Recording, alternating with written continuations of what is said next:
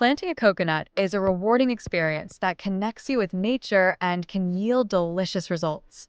First, let's talk about the coconut itself. You want to choose a mature coconut, ideally one that still has its brown, hairy shell. Look for one that feels heavy for its size and has water sloshing around inside. That's a good sign it's fresh and viable. Now, the first step is to prepare the coconut for planting. You'll want to soak it in water for about 2 to 3 days. This helps to soften the outer shell and kickstart the germination process. After soaking, you'll notice that the eyes of the coconut, the three little brown circles on one end, will start to swell. That's a great sign. Next, it's time to plant. Find a spot in your yard that gets plenty of sunlight. Coconuts love the sun and thrive in warm climates. If you're in a cooler area, consider planting it in a pot that you can move indoors during colder months. Dig a hole about a foot deep and wide enough to accommodate the coconut comfortably. Place the coconut in the hole with the pointed end facing down. This is crucial because the roots will grow from this end. Cover it with soil, but leave the top half of the coconut exposed. It needs air and light to sprout. Water it well, but don't drown it.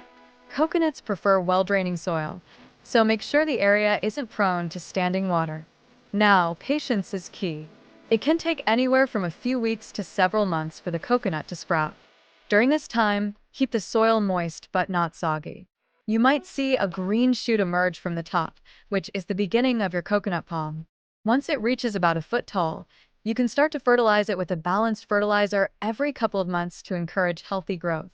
As your coconut palm grows, it will need more space.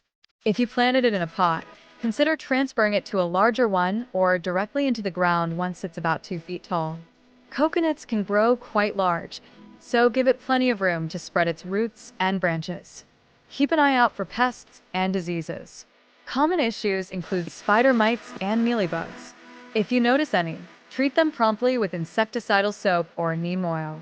Regularly check the leaves for signs of yellowing or wilting, which can indicate nutrient deficiencies or overwatering. In a few years, if you've taken good care of your coconut palm, you'll start to see flowers and eventually coconuts will form. It's a long journey, but the satisfaction of harvesting your own coconuts makes it all worthwhile.